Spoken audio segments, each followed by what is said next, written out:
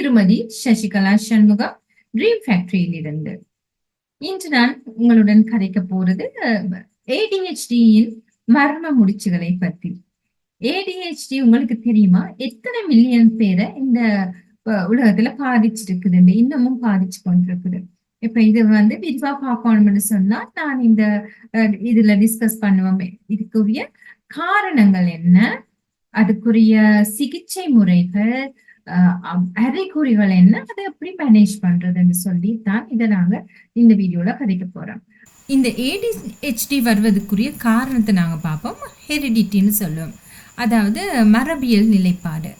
எங்களோட குடும்பத்தில் யாருக்காவது இருந்தால் எங்களுக்கு வர்றதுக்கு சான்சஸ் இருக்குது. அதே மாதிரி சுற்றுப்புற சூழல் காரணிகள்னு சொல்கிற நேரம் பார்ப்போம். கர்ப்ப காலத்தில் புகையிலை, மது, போதைப் பொருளுக்கு அடிமையாதல் இந்த மாதிரி இருக்கிற நேரமும் குறைந்த பிள்ளைகளை பிறக்கிறது, அதாவது புவர் பர்த் வேட்டுன்னு சொல்லுவோம் நாங்கள். அதுவும் ஒரு காரணம்.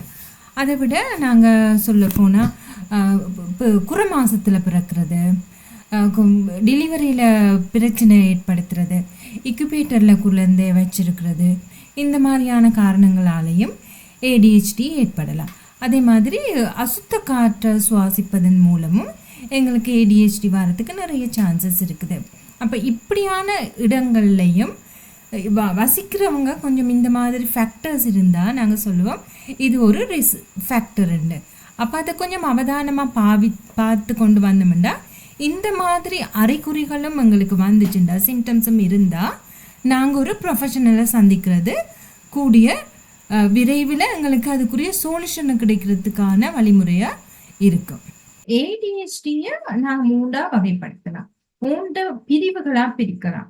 ஒன்று ADHD என்னன்னு பார்ப்போம். ADHD attention deficient hyper activity disorder. இது ஒரு குறைபாடு, இது ஒரு நியூரோ டெவலப்மெண்டல் டிஸார்டர்.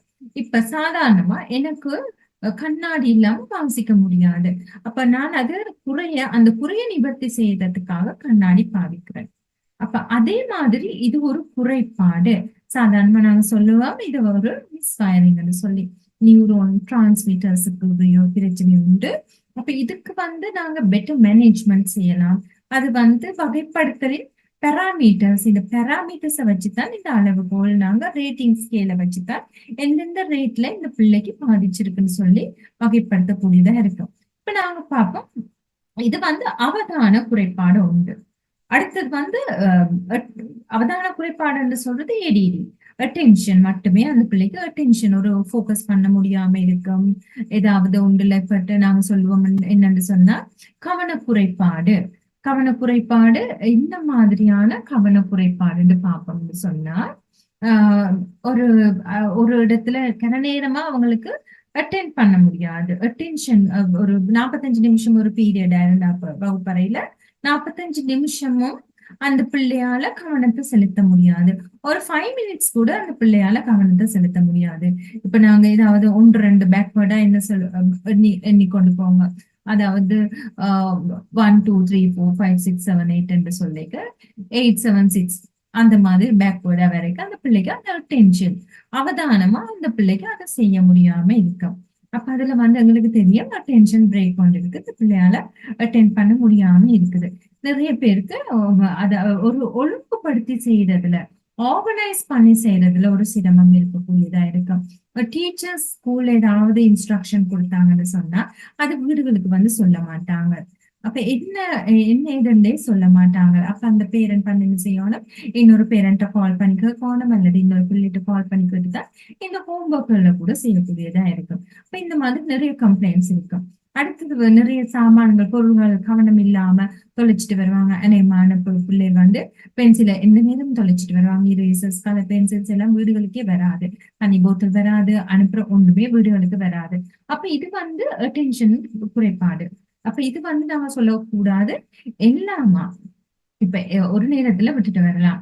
ஒரு 6 மாதத்துக்கு இந்த மாதிரி அறிகுறிகள் தொடர்ச்சியா 6 அறிகுறிகளாவது தென்பட வேணும். இப்ப நாங்க சொல்ற இந்த பெராமீட்டர்ஸ்ல உள்ள அறிகுறிகள் 6வது இருக்க வேணும். அடுத்தது நாங்க பார்ப்போம் impulsive hyper activity. Hyper activity ஒரு இடத்துலயே இருக்க மாட்டாங்க, ஓடிக்கொண்டே இருப்பாங்க. எந்த நேரமா ஒரு வகுப்பறையில ஓடிக்கொண்டே சுத்தி கொண்டே இருப்பாங்க. எழும்பி நடமாடி கொண்டிருப்பாங்க, வாஷ்ரூம் 1008 தடவை போய் கொண்டிருப்பாங்க, அல்லது டிஸ்டர்ப் பண்ணி கொண்டிருப்பாங்க, குதிச்சு கொண்டிருப்பாங்க, துளி கொண்டிருப்பாங்க. இது இந்த ஹைப்பர் செயல்பாடுகள் அந்த படிநிலையை வச்சு இவங்களுக்கு மாறுபடலாம். சில நேரங்கள்ல நான் சொல்ற மாதிரி நான் சொல்லுவேன், இது மைனரா இருக்கலாம், மாடரேட்டா இருக்கலாம், சிவியரா இருக்கலாம். இது எந்த கண்டிஷன்ல அந்த பிள்ளைய பாதிச்சிருக்குன்னு சொல்லி அந்த பாராமீட்டர்ஸ வச்சு அங்களுக்கு ஸ்கேல் இருக்குது, ரேட்டிங் ஸ்கேல். அந்த ரேட்டிங் ஸ்கேல வச்சு எங்களுக்கு பிள்ளைன்ற லெவலை பத்தி எங்களுக்கு கவனிக்க கூடியதா இருக்கும். அதே நாங்க சொல்லுவோம் இம்பல்சிவ். ஒரு ஆக்கள் கதைச்சு கொண்டு கேட்க யோசிக்காம சடார்னு கதைப்பாங்க. என்ன கதைக்கிறோம் எது கதைக்கிறோம்னு தெரியாது, டிஸ்டர்ப் பண்ணிக்கொண்டே இருப்பாங்க, இந்த நேரம் டிஸ்டர்ப் பண்ணுவாங்க. இது பிரெயின்ல வார அவங்கள அறியாம வார தன்னிச்சையான ஒரு செயல்பாடுன்னு சொல்லலாம். அப்ப இவங்களுக்கு உடனடியா எல்லாம் செய்து கொடுக்கணும், உடனடியா எல்லாமே நிறைவேற்ற வேணும். அப்ப அவங்களுக்கு பொறுமைன்றது ரொம்ப குறைவா இருக்கும். அப்ப இந்த மாதிரியா 6 இப்ப நான் 3 விளக்கம் உங்களுக்கு இந்த 2ம் ஒண்டா சேர்ந்து 3வதா வந்தாலுமே, 2ம் சில நேரம் ஏடிடியா இருக்கலாம், ADHD-யா இருக்கலாம். இது 2ம் கலந்ததா இருக்கலாம். இந்த attention deficient hyper activity disorder சொல்றது. அப்ப நாங்க இதுக்கு உடனடியா ஒரு ப்ரொஃபஷனலா அணுகி அதுக்குரிய தீர்வுகளை எடுக்க தெரிஞ்சு கொள்ளணும் முதலாவது.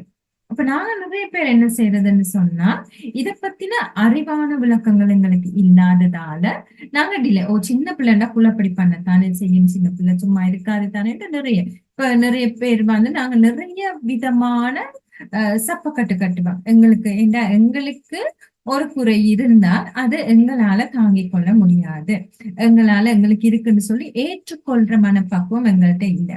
அப்ப ஏற்றுக்கொள்ற மனப்பக்குவம் இல்லாத விடத்து இந்த சிறுவர்கள் வளர்ந்து வர நேரத்துல ரொம்பவுமே சமுதாய பிறழ்வான செயல்பாடுகளில் ஈடுபடுவார்கள். ஏன்னா ஏற்கனவே அவங்களுக்கு இந்த பிரச்சனை நியூரோன் டெவலப்மெண்டல் டிசார்டரால இருக்குது. ADHD பத்தி தவறான கண்ணோட்டங்கள் எங்களுக்கு இருக்குது. இப்ப நாங்க என்ன சொல்லுவோம், அதை பத்தி மோசமான பெற்றோர் நடவடிக்கை காரணமாக இந்த ADHD வருது, வீட்டுல இருந்து தான் வருது, பிஹேவியரல் பேட்டர்னால தான். அது வேற, இது வேற. அப்ப அடுத்ததா சொல்லுவோம் ADHD என்பது குழந்தைகளை மட்டும்தான் பாதிக்குது இல்ல. இந்த குழந்தைகள் வளர்ற நேரம் இது பெரியவர்கள் ஆன பொழுது பெரியவர்களுக்கும் அது இருக்கக்கூடிய சான்சஸ் நிறைய இருக்குது. இப்ப பெரியவர்களுக்கு வரைக்கும் நான் திருப்பி வாரனதுக்கு அது என்ன சொல்லுவோம், பெரியவர்களுக்கு மேரி பண்ணா அப்புறம் நிறைய பிரச்சனைகள் வரும், ஆபீஸ்ல பிரச்சனை வரும், இந்த ஒரு இன்ஸ்ட்ரக்ஷன்ஸ் சரியா அவங்களுக்கு ஃபாலோ பண்ண முடியாது, அசிஸ்டன்ட் அட்டென்ஷனா அவங்களுக்கு தொடர்ந்து கேட்டுக்கொண்டு இருக்க முடியாது, அதே நேரம் ஆர்கனைசிங் ஸ்கில்ஸ் இருக்காது. இந்த மாதிரி நிறைய பிரச்சனைகள் அவங்களுக்கு இருக்கும், ஏன்னா இந்த அட்டென்ஷன் டிஃபிஷியன்ஸ் இருக்கிறதால. அப்ப இது வளர்ந்த உடனும் எங்களுக்கு பாதிப்பு கொண்டு வரும். அதுக்கு அதே மாதிரி இன்னொன்று சொல்லுவாங்க, இதுக்கும் மருத்துவ ட்ரீட்மெண்ட்கள் கிடையாது, இதுக்கு ஒன்றும் இல்லை, இந்த பிள்ளை இப்படித்தான் வளரப்போகுது எங்க சமுதாயத்துலன்னு சொல்லி ஒரு பானை பண்ணி ஒரு லேபிள் பண்ணி நாங்க வச்சிருக்கோம். அப்ப இதுகள் எல்லாம் தவறான கண்ணோட்டங்கள். அப்ப இந்த தவறான கண்ணோட்டத்துக்கு நாங்க என்ன செய்வோம்னு சொன்னா, இது நாங்க உண்மைக்குமே சொல்றோம், மூளையில ஒரு சின்ன, அதாவது நியூரோன் டெவலப்மெண்டல், திரும்ப திரும்ப நான் சொல்றேன், இது பிள்ளைன்ற பிஹேவியரல் பிரச்சனை கிடையாது, இது மூளை சம்பந்தமா மூளையில நியூரோன் டெவலப்மெண்டல் பிரச்சனை. ஏன் நான் சொல்றேன்னா, அந்த பிள்ளை ஒரு அப்பாவி. அப்ப விக்டிமாக போறது அந்த பிள்ளைத்தான். எங்களால சரியான தீர்வுகள் கொடுக்க முடியாத இடத்துல அந்த பிள்ளை பாதிப்படையுது, மன ரீதியாகவும் பாதிப்படையுது, சமுதாயத்திலையும் ஒதுக்கி வைக்கப்படுது. இப்ப போன கிழமை என்ன ஒரு பிள்ளை வந்தது, என்னன்னு சொன்னா அந்த நிறைய பிரச்சனையோட வந்தவங்க. நிறைய பிரச்சனை என்னன்னா, அது பிள்ளைய வெளியில விடுறதுக்கே பயம். அப்ப வெளியில விடுறதுக்கு பயம்னா வெளியில சண்டையை போட்டு கொண்டு சண்டை, இந்த நேரம் எல்லாரும் கம்ப்ளைண்ட்டுக்கு வராங்களாம், அடிக்க வராங்களாம், கேட்டுகள் எல்லாம் முடிக்க வராங்கன்னு சொல்லி நிறைய பிரச்சனை. அப்ப இது சமுதாயத்துக்கு என்ன பிரச்சனைன்னு தெரியாது. அப்ப அந்த பிள்ளை ஒரு பெரியவர்களை மதிச்சு நடக்காத இடத்துல, திருப்பி கதைக்கிற இடத்துல இம்பால்சிவா இப்ப நாங்க சொல்லுவோம் ஒரு அஹ், ஏதாவது ஒரு கியூல நிக்கிறோம், ஒரு மருந்து எடுக்க போறோம், ஒரு எங்கட டேர்ன் வர மட்டும் அந்த பிள்ளைக்கு பொறுமையா இருக்க முடியாது. அப்ப பொறுமையா இருக்க முடியாத இடத்துல அந்த பிள்ளை என்ன செய்யும், அந்த பிள்ளைன்ற ஹைப்பர் ஆக்டிவிட்டியை காட்டத்தான் செய்யும் என்றா இதுதான் அந்த பிள்ளைக்குரிய அறிகுறி. அப்ப மற்றவர்களுக்கு இது தெரியாது. இந்த பிள்ளை என்னடா இப்படி குழப்படி பண்ணுது, ஏன் இப்படி கரைச்சல் கொடுக்குது, ஏன் இந்த மாதிரி தொந்தரவு பண்ணுது. இப்ப இது ஒரு டீனேஜ் பருவம் அடையக அதுக்குரிய டெவலப்மெண்ட்டும் இருக்கும். அதாவது அதுக்குரிய ஹோமோன்கள் மாறுபடலாம், ஹோமோன் வித்தியாசங்கள் அந்த நேரங்கள் எங்களுக்கு ஏற்படுத்தலாம். அப்ப இதோட சேர்ந்து இந்த ஹைப்பர் ஆக்டிவிட்டியும் இருக்கிற இடத்துல அந்த பிள்ளைங்க வாழ்க்கைக்கு ஒரு கேள்விக்குறியா மாறக்கூடிய சந்தர்ப்பம் எங்களுக்கு நிறைய இருக்குது. அப்ப நாங்க என்ன செய்யணும், இதை ஏர்லி இன்வென்ஷன் எது எது எது எடுத்தாலுமே நாங்க ஏதாவது அப்படி கொஞ்சம் எங்களுக்கு தெரிஞ்சிருந்தா, எங்களுக்கு இதை பத்தின அறிவு கொஞ்சமாவது இருந்தா தான் எங்களால நாங்க மேல் நோக்கி சிகிச்சை முறை பத்தி தெளிவா சிந்திக்க முடியும். மற்றது என்னட்ட இன்னொரு பிரச்சனை எல்லா இடத்துலயும் அது நான் எந்த நேரத்திலையும் நான் சந்திக்கிற பிரச்சனை இவங்க இப்ப போன கிழமை இப்ப 6 மாசத்துக்கு முதல்ல என்னட்ட வந்தவங்க ஹாஸ்பிட்டலுக்கு. இப்ப 6 மாசத்துக்கு முதல்ல நான் இதுதான் என்று சொல்லி டயக்னோசிஸ்க்கு ரெஃபர் பண்ணி அனுப்பிட்டேன். டயக்னோசிஸ் பண்ணி கொண்டு வாங்க. இப்ப 6 மாசமா அந்த பிள்ளைய காட்டாம இப்ப போன கிழமை திருப்பியும் என்னட்ட வந்தவங்க. அப்ப இந்த பிரச்சனையோட தான் அந்த பிள்ளை வளருது. 6 மாசமான சேஞ்சஸ் இது இன்னும் நிறைய வருது. இப்ப ஸ்கூல்ல ப்ரெஷரும் கம்ப்ளைண்டும் பண்ணின அப்புறம் திருப்பி என்னட்ட வராங்க. ஏனென்றா அவங்க சரியான தீர்வுகளை நாங்க கைட் பண்ணினாலும் அவங்களுக்கு அதுல ஒரு தயக்கம். இது மென்டல் ப்ராப்ளமா இருக்கும். மென்டல்னு சொல்லிக்க ஐயோ இந்த பிள்ளைக்கு இப்படி ஒரு லேபிள் குத்திடுவாங்க, அப்படி ஒரு லேபிள் குத்திடுவாங்கன்னு சொல்லி உண்மையா ஒரு தாய் தகப்பன்மாருக்கு வரக்கூடிய ஒரு பயங்கள். அப்ப இந்த பயத்தோட நாங்க கேள்வி எழுப்புறோம் என்னன்னா, இந்த பயத்தோட வாழ்றது சரியா? அதுக்கு தீர்வுகளும் தீர்மானங்களும் எங்களுக்கு எடுக்க முடியும். ட்ரீட்மெண்ட் இருக்குது நிறைய. அதாவது மைனர் லெவல்லயே இத இருக்கிற மைனர் லெவல்ல இருக்கிற நேரங்கள்ல எங்களுக்கு மருந்து இல்லாமலே தெரபிஸ் மூலமா கண்ட்ரோலுக்கு கொண்டு வரலாம். நடத்தை மேன்மையடைய செய்யலாம். Behavioural therapist, cognitive behavioural therapist, art therapy, mandala art therapy, இந்த மாதிரி நிறைய இருக்குது. அட்டென்ஷனுக்குரிய தெரப்பி இருக்குது. அந்த அட்டென்ஷனுக்கு நிறைய நாங்க கேட்டகரைஸ் பண்ணி வச்சிருக்கோம். இந்த மாதிரி நிறைய ட்ரீட்மெண்ட்டுக்கு கொண்டு வரலாம். இப்ப மாடரேட்டா இருக்கேக்க இந்த தெரபிஸ்ட் எல்லா தெரபிஸ்டும் சேர்ந்து இவங்கள ஒரு மேனேஜ்மெண்ட்டுக்கு கொண்டு வரலாம். இது பேரண்ட்டும் டீச்சரும் கவுன்சிலரா இருக்கலாம், சைக்காலஜிஸ்டா இருக்கலாம், தெரபிஸ்டா இருக்கலாம், எல்லாருமே சேர்ந்து தான் இந்த பிள்ளைய டெவலப் பண்ண போறோம். நான் திரும்பவும் சொல்றேன் இது மேனேஜ் பண்ணக்கூடியது. அப்ப உங்களுக்கு இப்ப நான் முதல்ல ஏற்கனவே சொன்னேன், இது 3 வகையா பிரிக்கலாம். Moderate, minor. அப்ப ஆக சிவியரான கட்டத்துல என்ன செய்யறது? சில நேரங்கள்ல நாங்க சிவியரான கட்டத்துல ஹாஸ்பிட்டலைஸ் பண்ண வேண்டிய சந்தர்ப்பங்களும் ஏற்படலாம், மருந்துகள் கொடுக்க வேண்டி ஏற்படலாம் என்று சொன்னா நான் ஹாஸ்பிட்டல் பண்ண வேண்டும் சொல்றேன். சில நேரங்கள்ல உங்களுக்கு தெரியும் ஸ்கிரீன் டிபெண்டன்சி. இந்த ஸ்கிரீன் டிபெண்டன்சி நிறைய பேருக்கு இந்த கொரோனா கோவிடுக்கு பிறகு நிறைய பேர் இந்த ஸ்கிரீன் அடிக்ட் ஆயிருக்காங்க. இந்த ஸ்கிரீன் அடிக்ஷன் இந்த ஏடிஹெச்டி, அதாவது நியூரோ டெவலப்மெண்டல் இல்லாம அதுக்குரிய பிஹேவியருக்கு இட்டு செல்லுது.